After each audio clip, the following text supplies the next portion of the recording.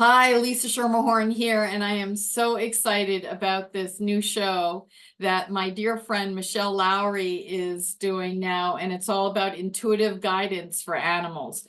Michele and I have known each other for 10 years. We studied energy medicine and shamanism together, and we have two people here who also I consider very dear friends of mine. Michele is going to talk about their dogs who passed within the past couple of years.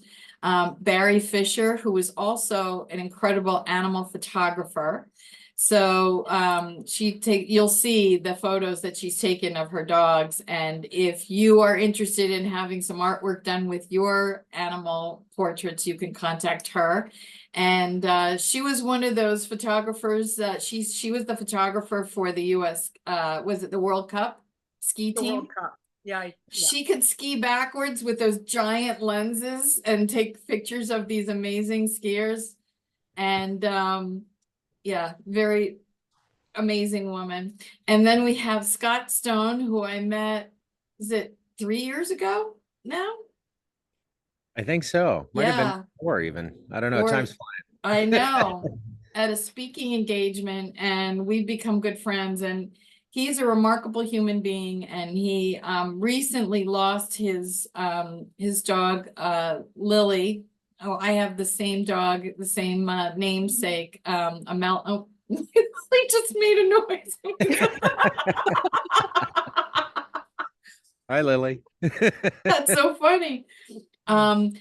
Beautiful Malinois, who you're going to get a message from as well. And I'm going to turn you over to Michele, because Michele is a remarkable animal healer, intuitive, and she has helped me so much with my animals. As a matter of fact, she's been helping me now with my dog Lily, who's almost 15, with some issues, and she's made such a difference in helping me better understand my dogs over the years and how to keep them healthy and happy and knowing what their needs are. So, Michele, welcome. Oh, thank you so much. And this whole idea of doing this show is such a dream come true. It's been a vision for a really long time. And when you get nudged and nudged and nudged and you go, yeah, maybe, okay, maybe, yeah, I'll think about it. Oh, I really want to do it. Then life comes along. And so, Lisa, you have been amazing in going, let's do it, let's start it, let's get it going. And so here we are. And not only here we are, but this is the second show. We have two guests already. So this is fantastic. Absolutely fantastic. And I love the fact that I know all of you also in my own experience of coming across you both. And so it just feels a very special experience. Today, we're going to focus on animals that have transitioned. And this is such a big topic just because we're not really given the opportunity to embrace that end of life piece as being something that can be very unique and very special. And then we're also not given the amazing gifts that they will then give us after they've transitioned in spirit, and the messages and the guidance and the support and the love that still is there after they've transitioned is something that so many miss out on. And the preconception that you have to feel guilty for the rest of your life because you're not sure that you made the right decision at the right time, in the right way, how the transition happened, and was that right or was it wrong? And we just beat ourselves up. And the animals have shown me that that's really not where they are. And even in that moment of transition, that it was painful or something horrible happened, they don't carry that. That's the biggest lesson that these animals give us, is they don't carry things and play it over and over and over again and question things. They move on. And no matter what happened, they've moved on. They're in spirit. They're in pure love. They're out of a body that was failing them. And that's the gift that we can give them. And then they transform and they do their own healing work. And then they come back and they support us and they guide us, and they can bring us lessons that are beyond that physical realm into those realms where they can see how our life is moving forward and the bigger picture. And they can be there to help us because we already trust them and we already know them.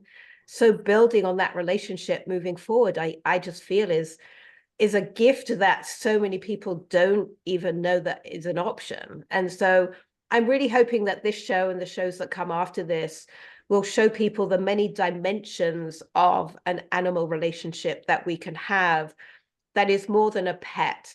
It's more than owning that animal. It's more than putting all of that responsibility on us to do right by them, but missing out on all of the mirroring and the life transformations and the lessons that they bring us, that we can be oblivious to if we don't know, and most people don't. So this is why I'm so excited. I have 25 years of things I want to share. And this is such a great opportunity to do that. So I'm super grateful, Lisa, that you're walking by my side on this, and that we can share in this experience. And Barrie and Scott, to have you be the first guests on the second show is just, I'm so super grateful. Scott, I haven't known you for very long, but we really shared some quite amazing conversations in your process with Lillian. I'm really grateful that we could do that together and really kind of step through it. You know, whenever you needed that support, even being 8 hours apart, we managed to find those times where we could have those conversations. And Barrie, I've known you for a little while. And so this is just beautiful to reconnect with you and bring these animals back into this realm and to experience, you know, what they can bring us. So thank you both so much for being here and taking the time to be here. One thing I wanted to say, because you said a magic word, and Okay. I'd like you to say a little bit more about it. You said own. And so I'd like you to expand a little bit about the idea that people think that they can own an animal, and in certain cultures, they won't even address that. You don't own the animal. Yeah, thank you for picking up on that. I'm changing vocabulary. I don't like the vocabulary around our relationship with animals. And owning anything in this world is kind of obsolete when you really look at it. We are a part of the earth. We're a part of nature. We're a part of the animal kingdom. And there is no hierarchy, and humanity thinks it's at the top of that wise tree, and we're somewhere down by the roots, still learning a whole lot about, you know, our process here. And so for me, owning an animal means that they're less than. It means that they're subservient to. For me, it means that we own them and we tell them what to do, and we take on all that responsibility, and we never ask them. We never sit down and say, what do you need? What do you want? And we never honor the fact that they're incredibly wise beings, just like we are, but came in an animal body. And so how do we shift out of that ownership place and into that place of relationship, partnership, commitment to each other, and growing together and learning from each other? Because that's really what it's about. So it's not, they're companions. They're not, we don't own them. And I don't use a lot of those words anymore. And even seeing a collar and a leash, you know, around a dog's neck, I'm like, who do we think we are that that's okay, you know?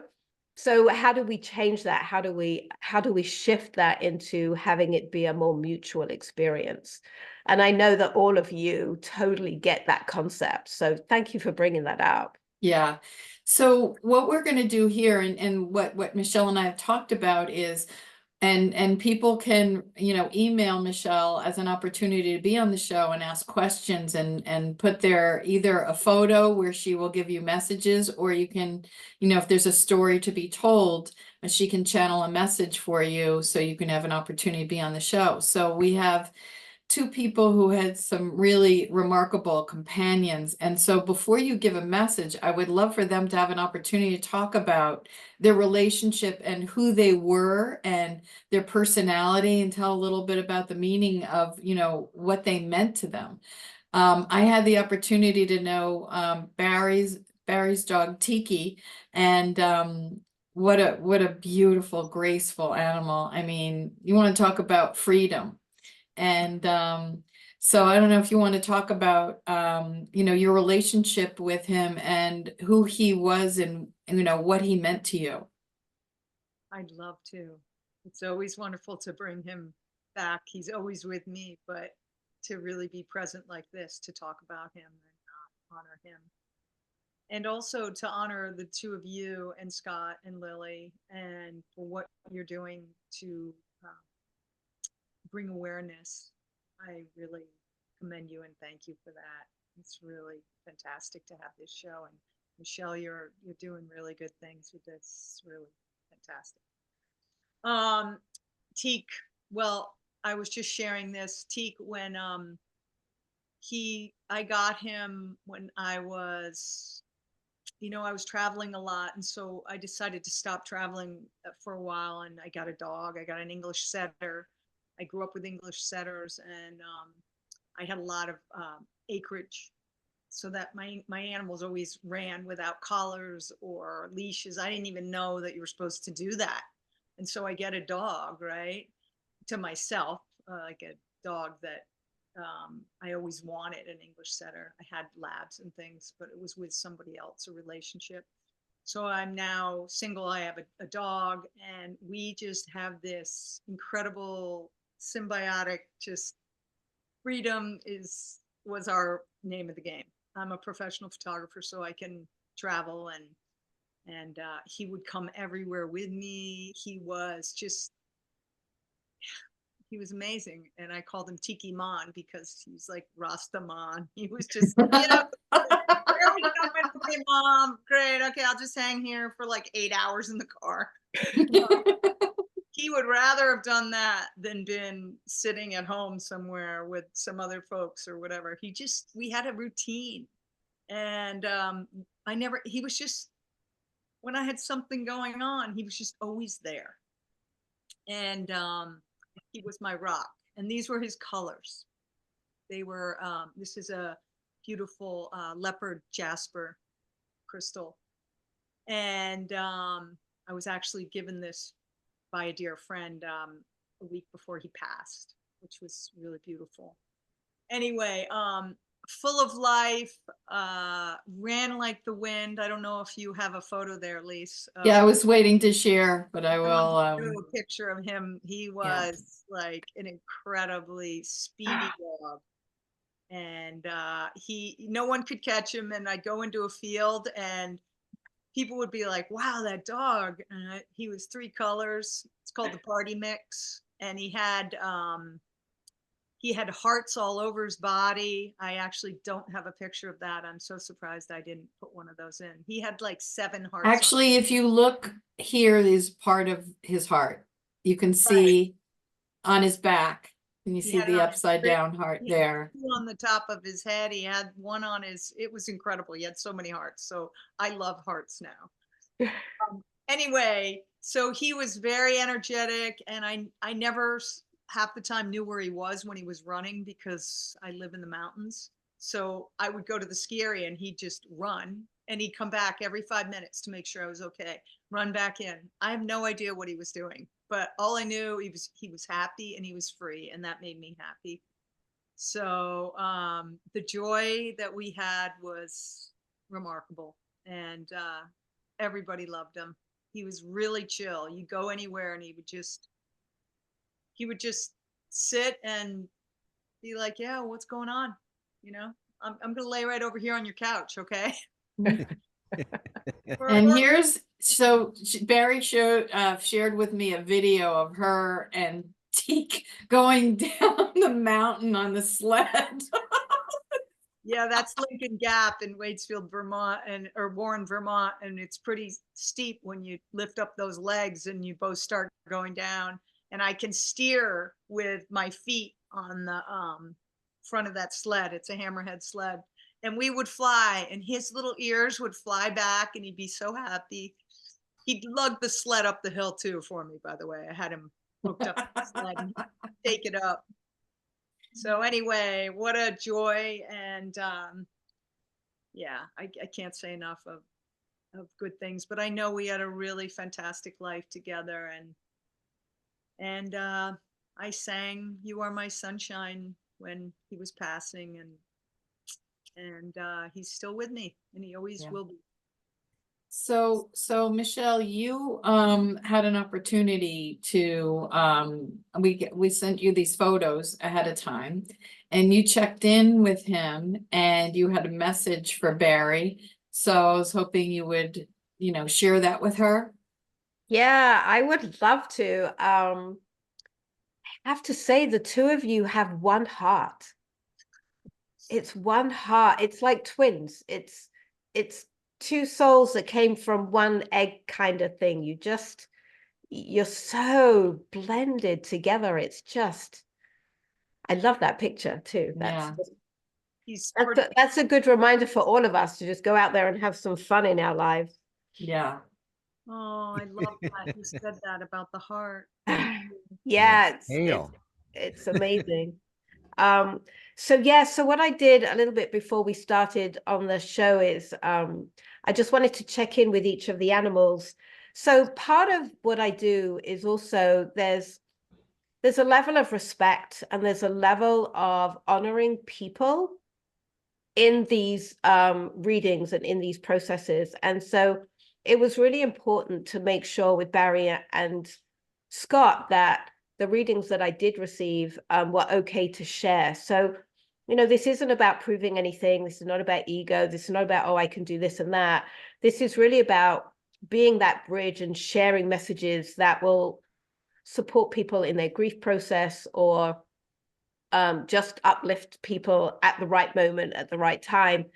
And so we did do a check-in before we started the show just to make sure that this was okay to share. And thank you both for being so open that we can share this.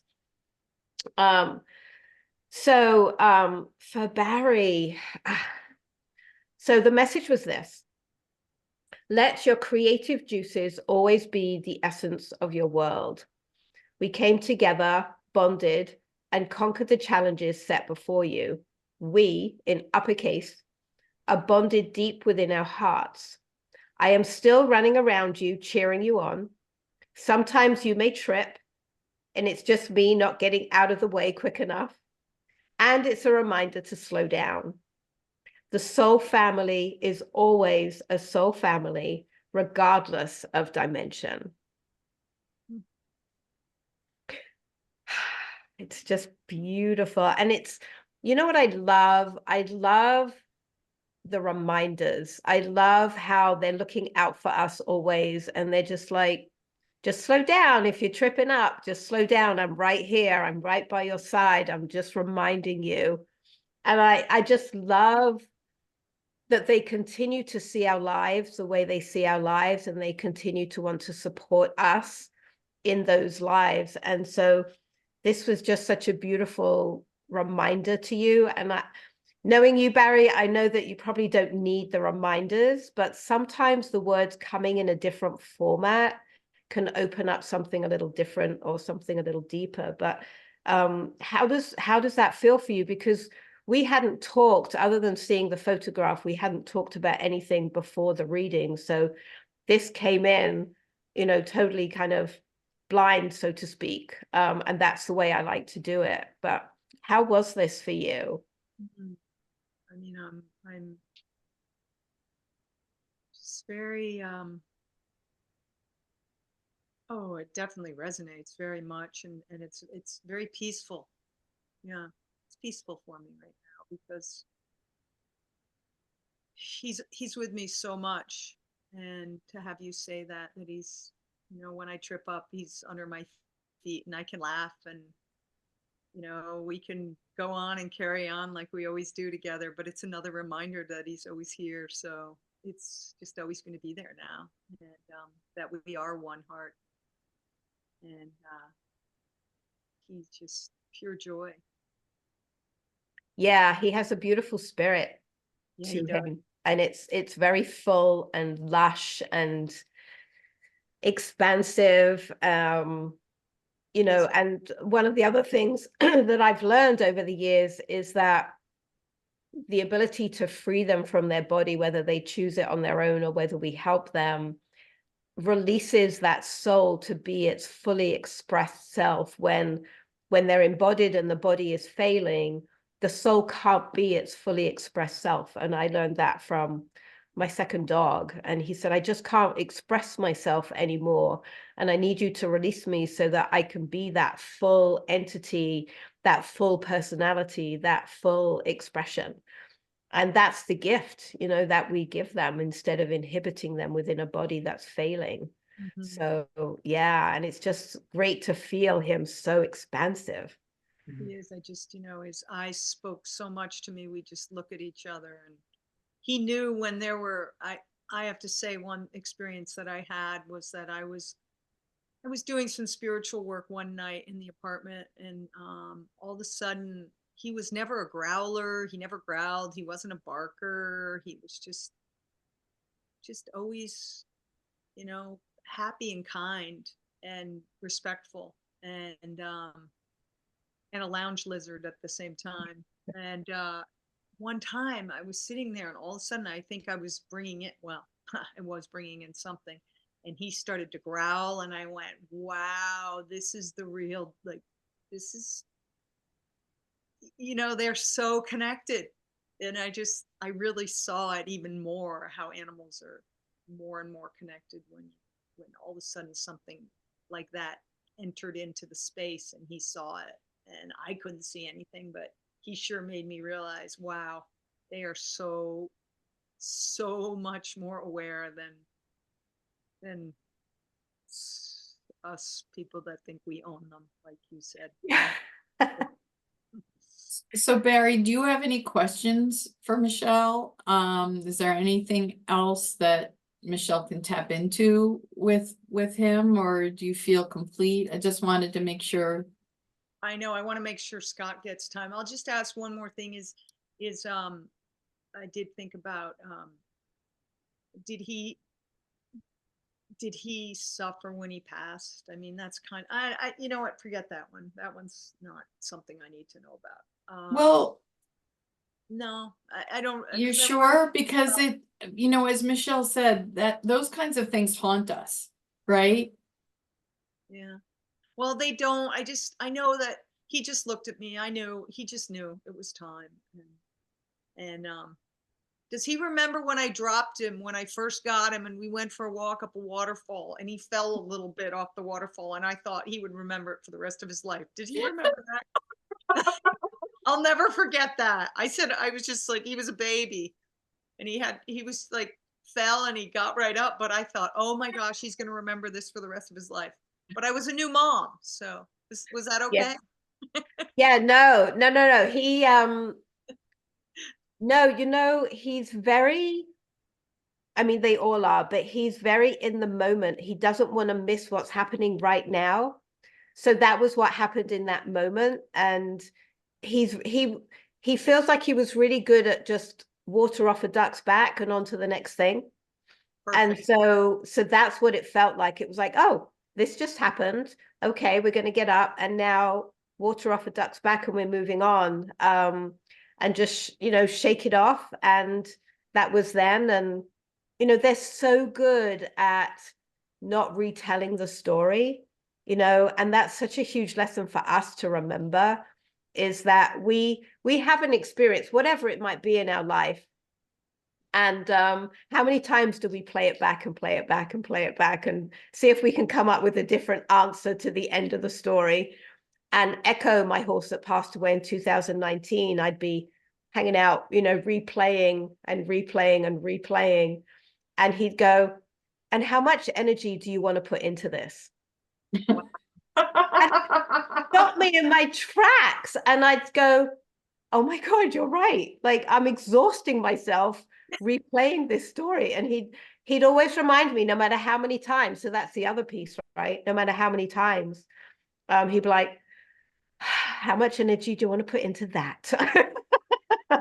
Of that. Well, thank you so much. And Yeah, I yeah, really appreciate that. He's definitely my pride and joy. So yeah. And he's really happy in spirit. He's really living it up there and just able to do so much more on so many different levels, you know, over and above the life that he had with you. boy, we had some fun. Thank Yeah. you.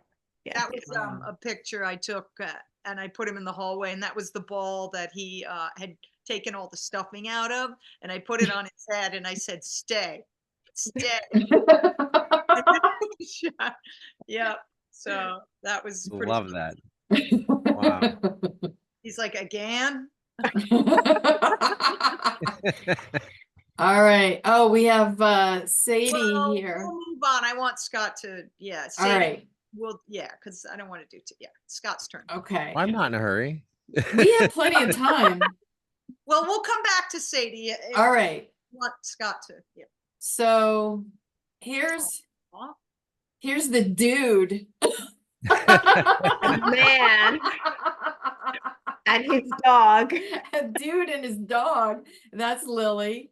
And so Scott, I'd love for you to give us a little background about her and your relationship and, you know, her personality, to give us a sense of her. Oh yeah, it was a pretty abundant personality. I want to thank you, Michele, because this was one of the most difficult things I've gone through, and your guidance through it made all the difference in the world. I think I really would have had tremendous difficulty with the timing if it wasn't for you. So I can't tell you how grateful I am. Thank you. But Lily was my second Malinois. The first Malinois was she was just this emaciated little puppy that followed me home. I was walking my other dog, and she just never left. And I didn't know what breed she was. I thought she was a mutt. And a police officer that was a canine cop let me know it was a Malinois. And I just fell in love with the breed. They're very intense and they're incredibly intelligent, and they're a handful, but you know, what a great match. And so years later, there was a Malinois in rescue. I had a conversation with a lady that had a small French line Malinois that dealt with rescues on a regular basis. And I said, if you ever find another Malinois, let me know. And she said, well, that just won't happen with that breed, but you know, I'll keep you in mind. A couple months later, she called me and said the impossible happened. You know, there's this Malinois in a kill shelter down in Oregon, and you have an hour to decide. And I was living in an apartment at the time, and you know, Malinois need a lot of space. They have a ton of energy, and you know, that sounded impossible. But knowing she was in a kill shelter, it took me about a half hour to say yes. And I knew I was going to say yes immediately, but but I went through the exercise. And when we met, it was like we knew each other. You know, people were kind of surprised at how quickly we were bonded. And she was my best friend, you know, for 16 years. And we had tons of adventures. You know, you know, I lived in Park City, Utah for a while, and we went canyoneering together and all these great camping trips and hiking trips. And, you know, I've, you know, worked from home most of the time. So she was literally at my side for most of that 16 years.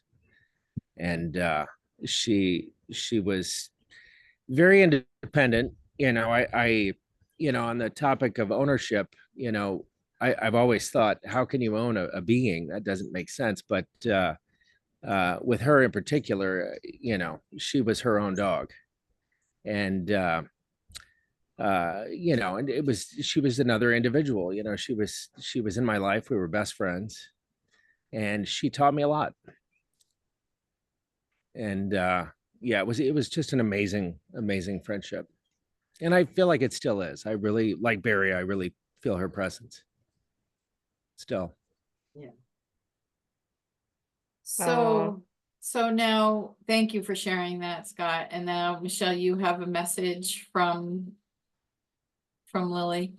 Yeah, I Um, do. And I also just wanted to share that the conversations that Scott and I had, you know, towards the end and then really close to the end, um, were so incredible and so heartfelt. And Lily really guided the whole thing. And I feel that it was, you know, I came in as the bridge, but I really felt, Scott, that you knew, but you just needed that extra, you know, just tell me I'm doing the right thing, but I know, but I'm not sure. And you so wanted to do right by her.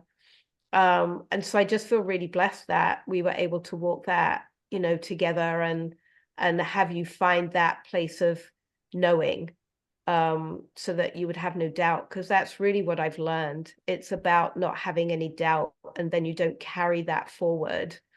Um, and then you are open to living the life that they see you living after they've transitioned, you know, and she was so clear about all of that with you. So yeah, so I wanted to share that because it was really a special time. But here's the message from Lily. Okay, so, and I don't know why I'm getting so emotional about this piece, but I think it's just because I got to know you both a little bit, you know. So here's the message. Timing, timing, timing. That was the lesson, and you honored it. You know, but know deep in your heart how bonded we will always be. Our lives together were rich, and you have grown. I am very airborne, and the freedom of just being is astounding. Remember, dear Pappy, that you can fly too. You have been launched, and it's your time to fly. Explore the knowing wisdom that bubbles inside. Your loyalty to me is now free to explore the loyalty to you directly. Wow. Yeah, I really get the sense that you know, shedding that body that gave up gave her so much freedom. Yeah, it really did. And she was able to return to that amazingness and that vibration and that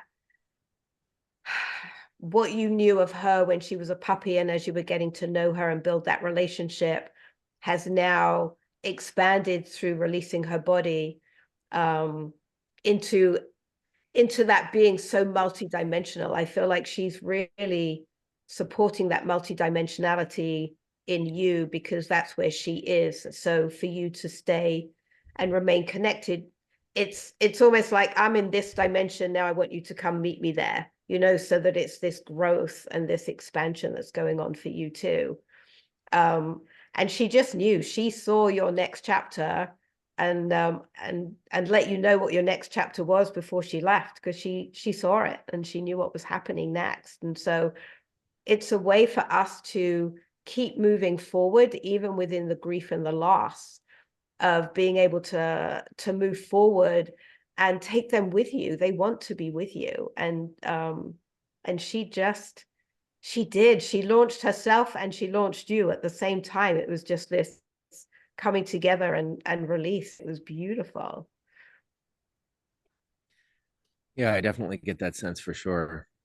You know, and I think she stuck around a little longer than might have been comfortable for her, just to on my behalf. You Yeah, know, and they will do that. I've seen them do that before, where medically and friends are like, come on, it's time, it's time, it's time. And I've seen it so many times before. And when I've asked them, and they'll say, no, no, no, it's not time yet, because the synchronicity of connection hasn't happened where I can be ready to go. And what I've also seen before is they have to know that you undeniably know it's the right time, so that that is never something that holds you back. And I believe that was part of that journey for you both. And I've seen it before too, where people get to that point and they just say, undeniably, I know absolutely that this is the day, this is the time, this is how I want to do it. And And then the release and the reconnection is very different. And that's the piece that I find so inspirational, you know, and watching you both walk through that was incredible. Yeah, one of the hardest things I always say is about, you know, the idea of playing God and having to make that decision. And you know, there's always second guessing. Did I do it too soon? Did I do it too late? Did they suffer too long? And that's one of the things that I think Michele really brings to the table is the guidance. And I know you can speak to that, Scott, because I went through the same thing with my dog Tulip. It was just like the confirmation of knowing that I was really honoring my dog. Right. Oh, absolutely. I've probably thanked you 100 times, and it's just not enough for introducing me to Michele. It made all the difference in the world. It really did. I needed that guidance, and I had closure. The letting go. I don't think I would have been able to do that efficiently at all had it not been for Michele's help. Really made a difference. Yeah. Do you have any questions or anything for Michele, or Michele, do you have anything that's coming through at this time that you want to relay? I am a little curious about something. So recently I've been house sitting or dog sitting another Malinois, and she's about 9 months old now. And I just get I can feel Lily's presence, when I'm with this other dog sometimes. And she's really remarkable. She's a lot of fun. She reminds me a lot of Lily when she was a pup. I kind of wonder what Lily thinks of Charlie. It's a great question, and I love that you feel her when you're with Charlie. So what I'm actually sensing, and this also does happen, and it's an amazing gift. So the animal that's in spirit will ask permission from an animal that's in body if they can come through.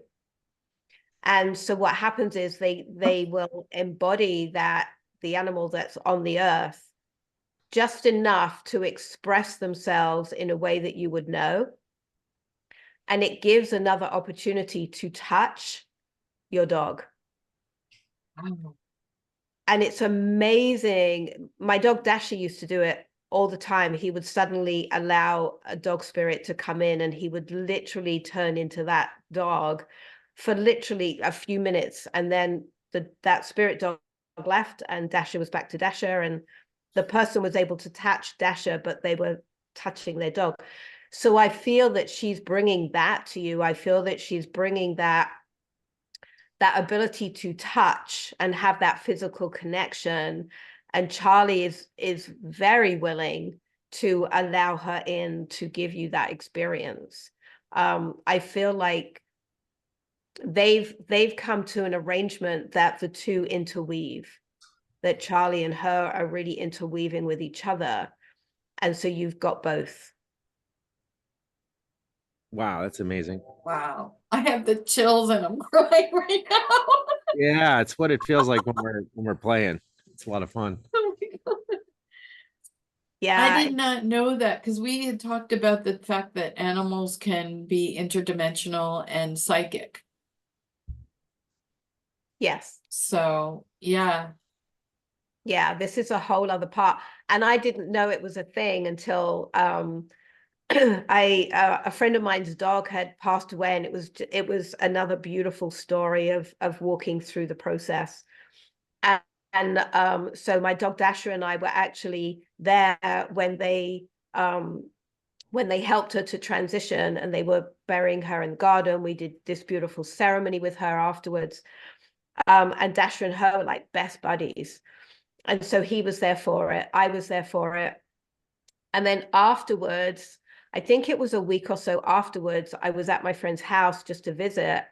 And all of a sudden, Dasher literally transformed and started acting the way that her dog used to act, bodily, and everything, and went straight up to my friend and was doing things that Dasha never did. And she just looked at me, she went, "Oh my God, that's Sadie."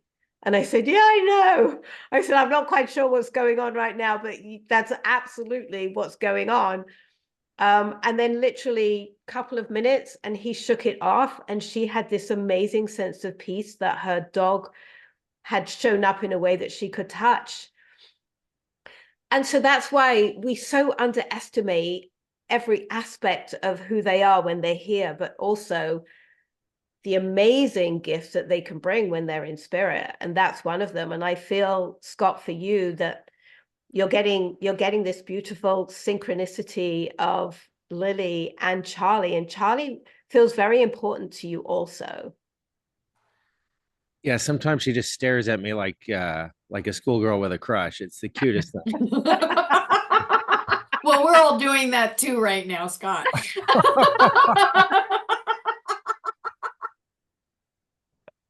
Yeah, no, it's just adorable, and it's and I absolutely feel Lily in that too. It's amazing. And I love that. And maybe you can speak to this a little bit.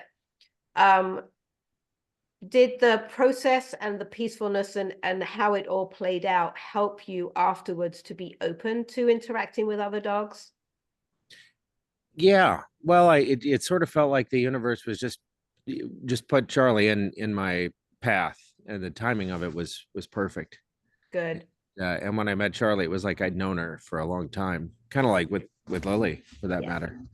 And yeah, and now I'm getting a lot of requests for dog sitting, so it's I think people know I need that dog energy. I think Barry can probably speak to that too. You know, it's funny, two people that are so much dog people that currently are sort of without dogs, but not really, you know. Well, I always say that my dog has two mommies because Barry and I are roommates and we share Lily, our Lily. I love it. Yeah, it's pretty great. It helped my transition for sure. And Teak put Lily in my path and Lisa in my path for that. And I knew that. And we talked all the time about that. We still do.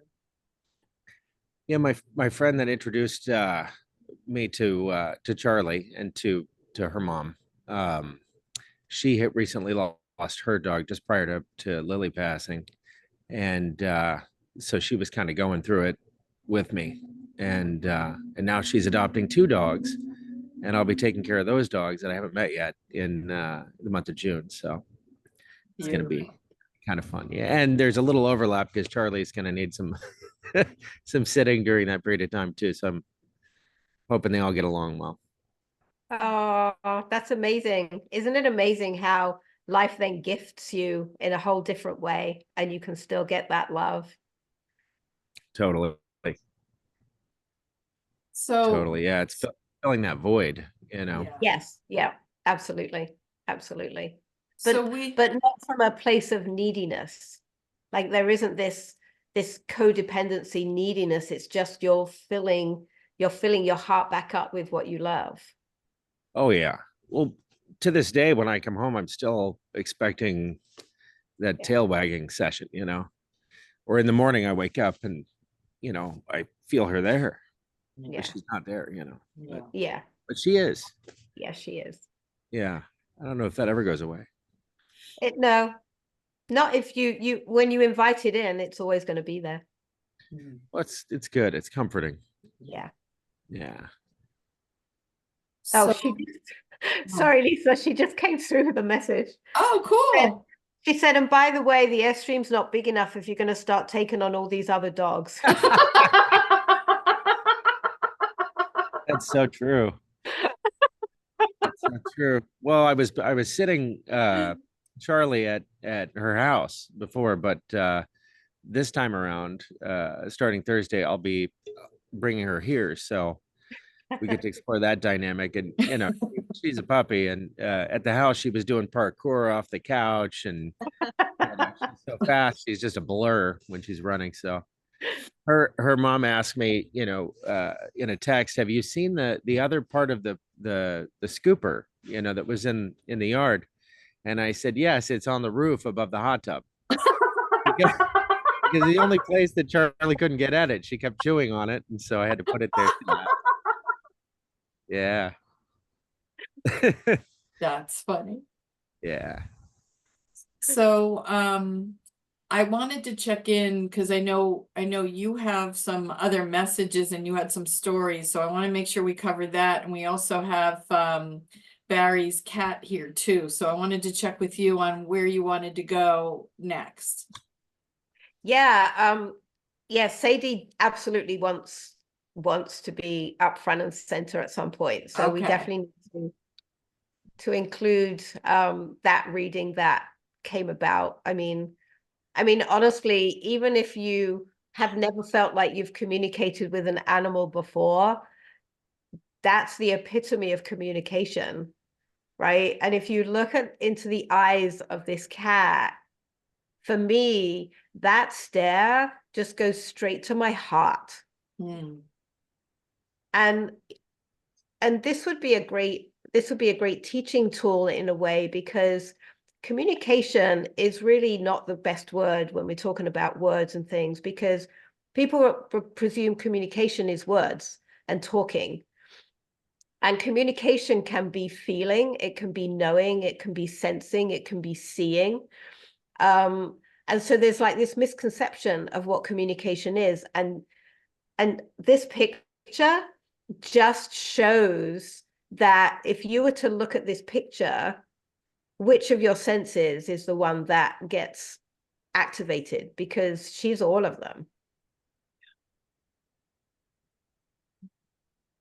So that's really an interesting piece for her. I don't know how is she showing up for each of you? I'm just curious. She's going right through me. Like I just feel her in my heart.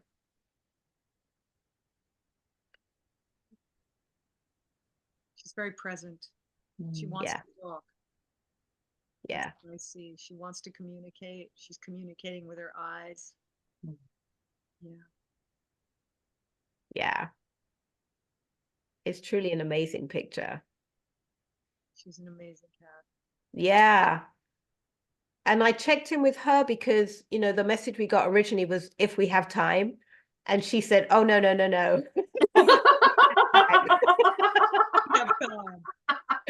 So, you know, my job is not to take control of a situation. My job is to go, if you need time, we'll give you time. So. Please, I would love to know. And she really had such a beautiful message. So I can share that now if you'd like. Okay. So this is what she had to say. We were an earthbound dynamic revered by many. The love in your heart can flourish in that knowing. And then what I kept feeling and sensing from her is that when she was communicating, she actually appears almost in human form when she's speaking. So I feel like she has very much elder energy, very much native, you know, wise energy that is coming through her, because I was seeing this human form also, which I haven't fully explored, but it just felt like she's in a cat body this time. But she's been an elder, she's been an ancient one, she's been many things over many lifetimes. And she also said that she represents the many that have been in your life, Barrie. So she calls herself the speaker. And so she has all of the energies of all those that have been in your life. And she's the front runner. She's the one that if you sit with her, you can connect with others. If they're not willing to be the ones that step forward initially because they're not sure or they don't want to, she's the one that will be the front runner. And then you can ask her to bring somebody else through and she will bring them through. That's how magnificent she is as a being. Wow. I see So, all of that. I feel all of that. Mm. She was an observer and a wise one. And she would definitely tell you when she needed something. yeah, it's a good reminder. Wow. Thank you. Yeah. I was telling you earlier that I got her actually because I wanted to get a cat, and I took my niece and nephew because I wanted us all to have the experience of getting a calico cat. And we walked into this one room, and this cat jumped on my nephew's, this beautiful Sadie girl jumped on my nephew's shoulder, and we all looked at each other and said, "That's the one." Hence, she was in our lives, which was really beautiful and magical. Yeah. Yeah, they know. They will absolutely pick you out. And a lot of animals will not leave the shelter until they have the family that they chose. Yes. They literally will go invisible until they find the people that they want to go home with. So yeah, so that, you know, up front and center, right? She wasn't giving you any doubt that that's where she was going. So makes it super easy. Well, when you say that, you know, with Teak, when I got Teak, he was a baby. He was just born, and he was 3 weeks old. And I went to the English setter place, Lilydale English setter up in Plainfield, Vermont. And they said, well, this is the one I wanted, the party mix with all 3 colors. And so I put my hands in, and I just kind of put them over all the little beautiful puppies that smell. And I kept my eyes closed, and I scooped one up, and I pulled him up, like, I don't know if you can see, but I held him, and he rolled over on his back with both his feet, his 2 legs going out to the right and his 2 arms going to the left. And he just fell asleep in my arm. I don't know if you can see me doing it. Can you see me? Yes. Okay, so I'm holding him, and he just completely fell asleep right like this, up against me for 10 minutes. And I said, this is the one I want. He was so trusting and loving, as Sadie was, to jump on to my nephew's shoulder. I mean, they know. They do. And I came back 3 weeks later, and he just came running out of the room, jumped home at last. Our union started. Oh, it's beautiful. Absolutely beautiful. I love it. I'm so pleased that you shared the picture, because it was really important that Sadie got some time here. So okay, so I'm going to stop sharing unless there's anything more with Sadie, because I know you have some stories that you wanted to share. yeah, I would love to. Okay. So I wanted to share a story because I really feel that this was one of the most amazing experiences of understanding, connecting with animals in general, and then how the animals in spirit will take full advantage of a portal that's opened up and come in to share a message. So I have a couple who I've been working with them and their cats for a long time, and they'd asked me to do a check-in on their cat. And it was remote because I had already moved to England and they're in America. And so, you know, I sat down and I did the reading the way I do, which is basically I sit and I channel and I write. And what I love about the writing is that I can then send the writing, and people have the writing to keep and reread as often as they need to.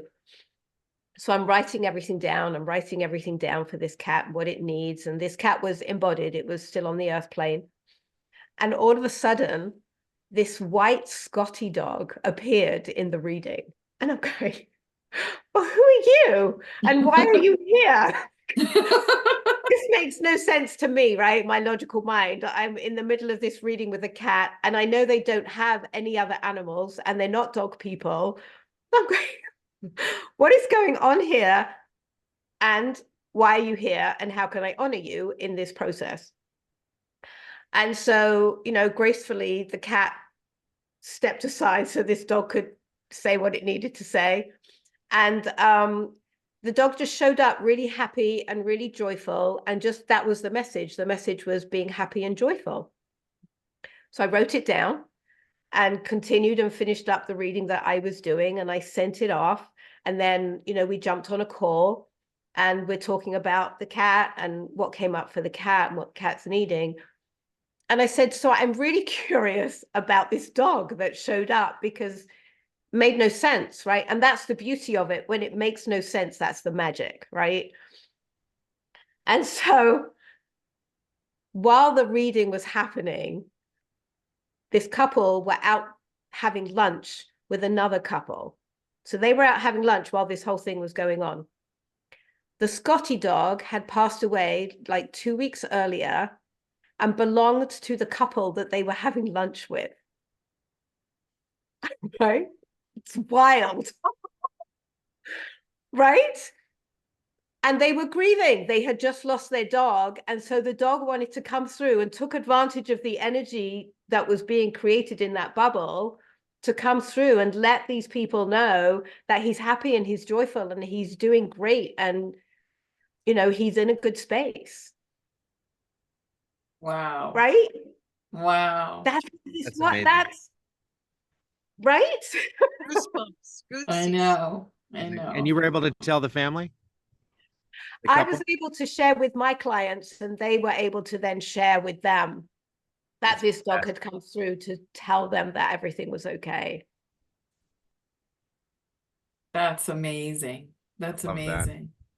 So that's my inspiration, because the animals that are in spirit will always find a way to, I mean, I've never had something that random before, but it makes sense because the 4 people were all together.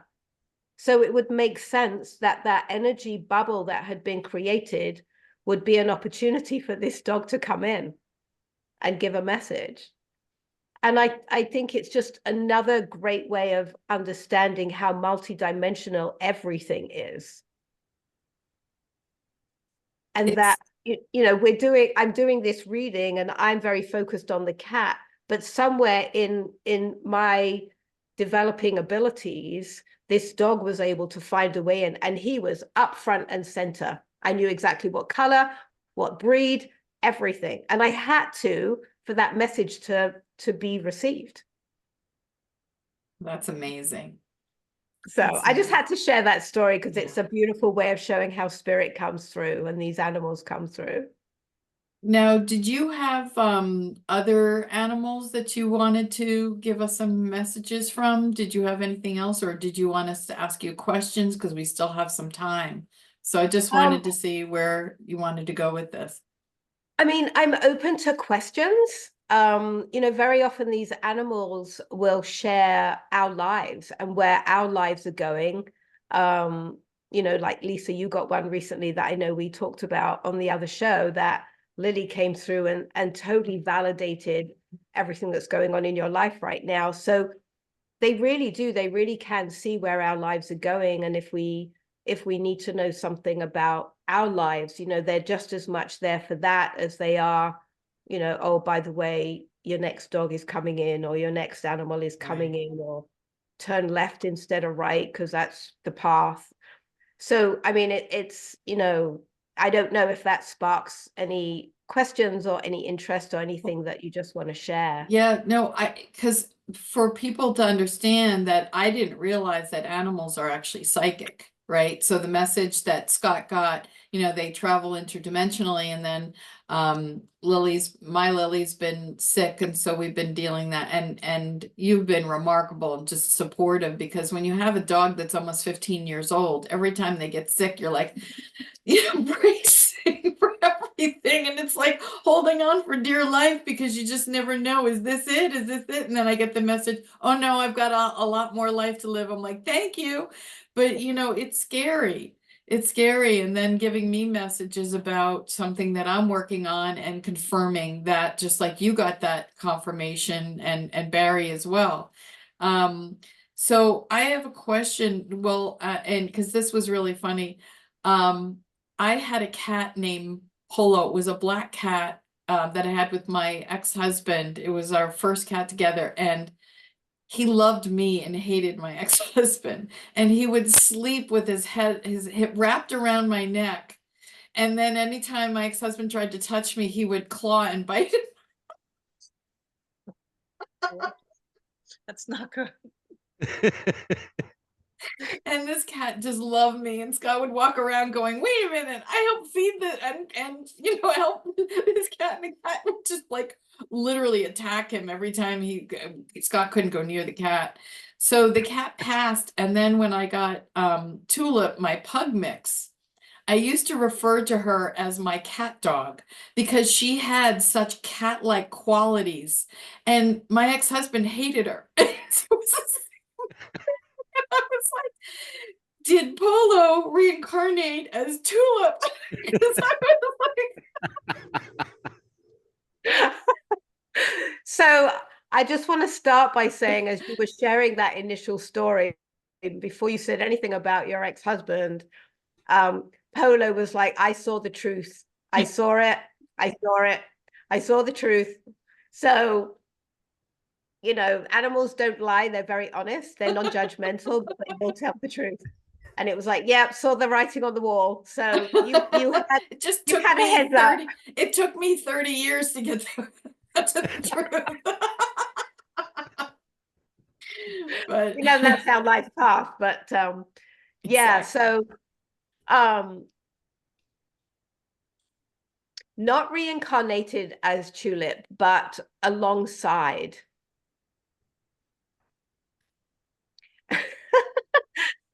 So it's like you needed the support family, like the animal family that was going to support your decision-making processes, so that it was really, really clear in the decisions that you needed to make. And so it's like the message had to become louder. So, you know, it was Polo was going, see the writing on the wall. And then Tulip came in and went, just validating, seeing the writing on the wall, right? So they kind of buddied up so that you'd have more of a multi-dimensional, here we are, this is, you're making the right choices, you know, go for the decisions that you want to make. That's So funny. yeah, and I always look at it too. I always feel, for me anyway, that there's that little tiny piece in me that knows, but there's a bigger piece of me that says, nah, it's good. Exactly. I'm ignoring this, I'm ignoring that, right? And the animals are like, don't ignore it, don't ignore it, don't ignore it. So, you know, so I think it was building the tribe to support you. Yeah. No, that was funny because the Tulip always had cat-like qualities. We used to say that she had cat paws, and she literally was sleeping on my bed and fell off the bed and landed on all four paws like a cat. I was So it feels like we're doubling up. It feels like that embodiment yeah. with the body. So I didn't know if any of you had questions about just animal. Oh, horses. We started. Oh, go ahead, Barry. Yeah, I just wanted to ask Michele how she got into this. How did this happen to her? What, how did this become your gift? Oh, thanks, Barry. Yeah, so fascinating because we all have these senses, but you tapped into it on, I don't know. I'd like to know. I have to say that I was pushed kicking and screaming into this.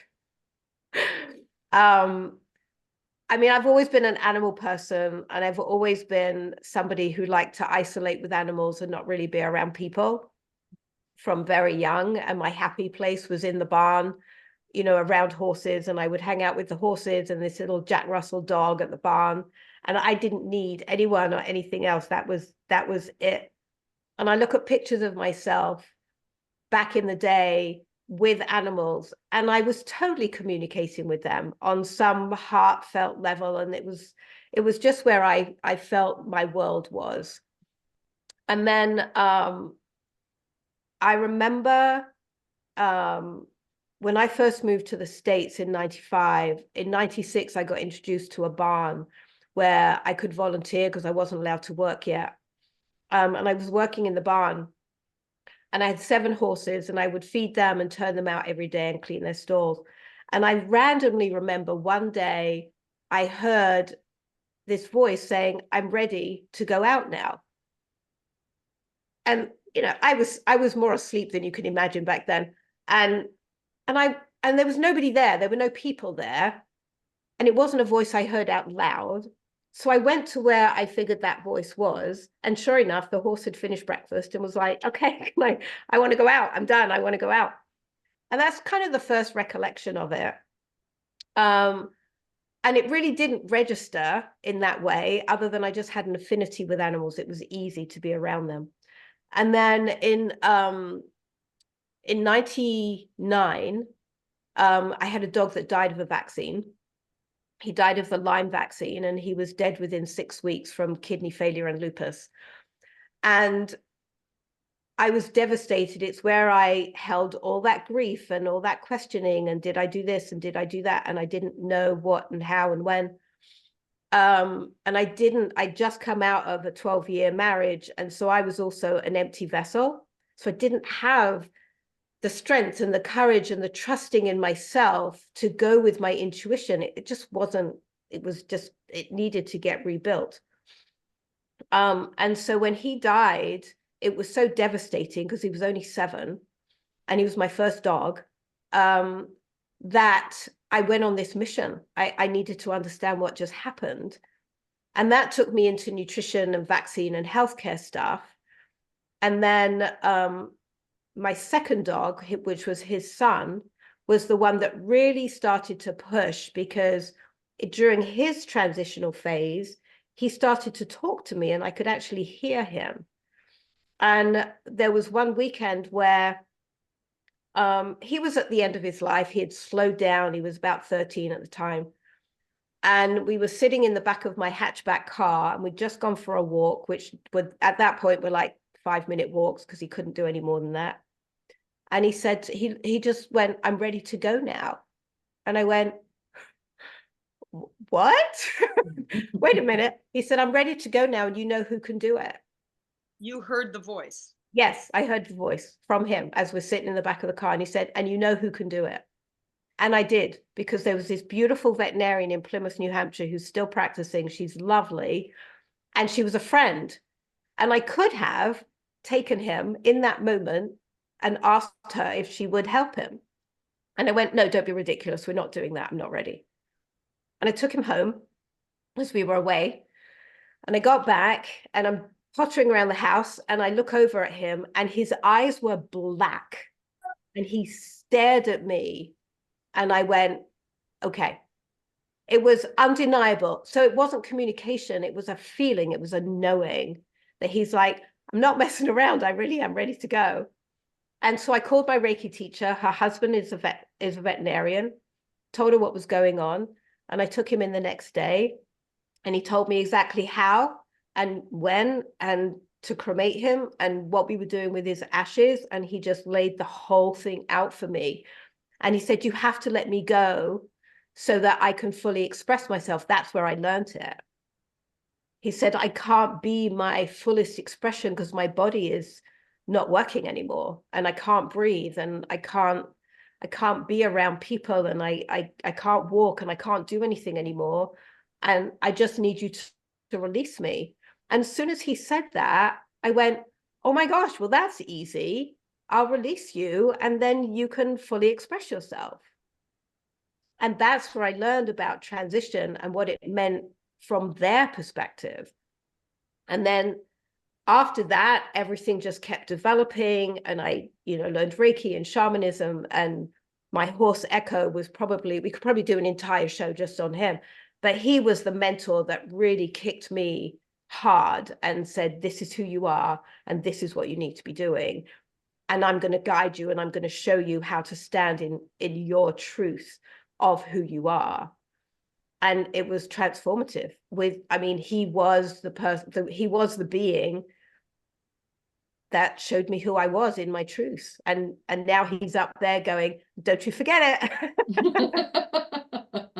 I encourage you to do a whole show on that. That Yeah. would be very interesting to watch. Yeah, Yeah. I guess that's what just came through, right? Yeah, we'll take some notes. A show on that, and also on the horses. We didn't even get to touch on that, on them, but you know, I love this. And Barrie, thank you for that, asking that, because I've done 4 of these shows with her, and I forget that people don't know her story. So I appreciate you asking that, because I think it is important for people to know. And the other question I had before we go is, what's the difference? Is it a frequency of, I know so many psychics and mediums who can tap into humans. What is the difference of being able to tap into a human versus the animal kingdom? Or are you able to do both? That's a really good question. Thank you. I am now able to do both.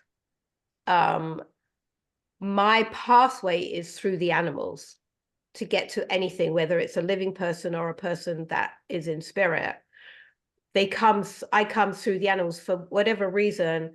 I just find the animals a much easier channel to work through. I think it's because there's no agenda, there's no judgment, it's pure truth, it's pure love, and it's much easier. I forgot the question. The difference of being able to tune into humans Sorry. versus the animal kingdom, and you know, can you do Yeah. both, or is it a different frequency? How did someone tune into one or the other? Thank you. Oh my God, I'm so glad I remembered that. Usually the questions come and then they're gone. See, So we're I all have my pad vibrating. and I write them all down so I don't forget. We're all vibrating together, so I'm being uplifted by everyone that's here, right? Because that's how it works.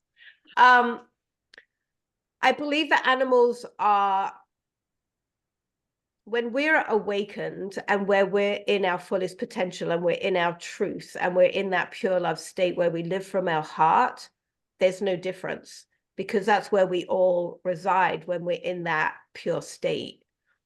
And so for me, I feel the animals are always in that pure state. So it's just so much easier to make that connection and get to that frequency. Whereas for me, with people, if they're not in that pure state and they're 3D-ish, or they're still kind of victim mode, or they're in any of that energy, for me, there's more of like this sludge to work through. And it's much harder for me to work through that. And that's just me personally. So for me, the animals not only bring me that easy pathway to do this, and I'm learning all the time, right? So this isn't like I've got this now and I figured it out. There's always an animal that will teach me something I didn't know, or a different way to do it. But I feel that they're on a frequency that is much more, it's heart to heart, soul to soul. And people are still learning how to truly be heart to heart, soul to soul. And so it's that heart to heart piece that I think shifts them into that different frequency, you know. And then when they're in spirit, they're shifting you into another frequency in order to meet spirit and have a conversation.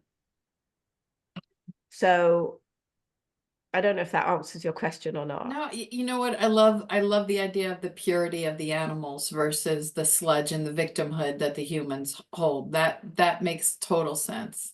So I want to let it does. Do either of you have any questions for Michele before? Is there anything that we have left unsaid or anything else? Gratitude, Definitely. authentic gratitude. Thank you. Yeah. I'm so grateful that you're both here. It really, the energy of the four of us together just feels amazing. Agreed. Yeah. This was fun. It was, there was so much information and things that I didn't know, heartfelt. This is really beautiful. And I want the audience to know that this is a weekly show. And if you have an animal that you want to know anything about, please message Michele. And you'll either have an opportunity to be a guest on the show like this, or send in photos with questions and the animal's name. And this goes to all animals. I mean, when we were in Costa Rica together, there was a bug that crawled across, and she got her pad out, and I'm like, she's getting a message from that bug, and we're in shamanic ceremony. I was cracking up.